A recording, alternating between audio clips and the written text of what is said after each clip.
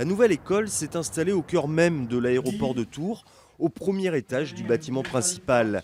Pour les 12 premiers stagiaires, la formation a démarré dans cet environnement propice, même si le cursus 18 à 20 mois au total est d'abord purement théorique.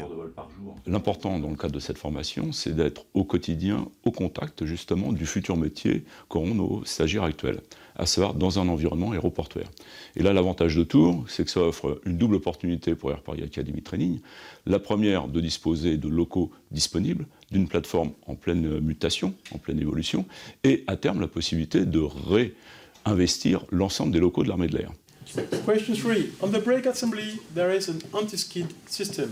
Ici, tous les cours se déroulent en anglais, logique puisque l'école a pour ambition de devenir la première formation française privée à caractère international.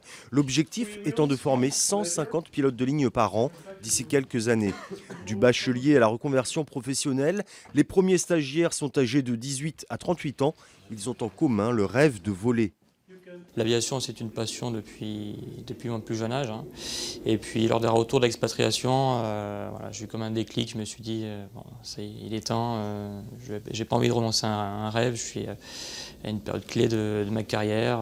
Il est temps de se décider. Ça a toujours été mon projet d'intégrer une école de pilote de ligne.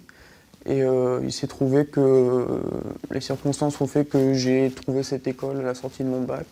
J'ai passé les sélections et ça a bien marché, donc voilà, ça s'est fait tout seul en fait.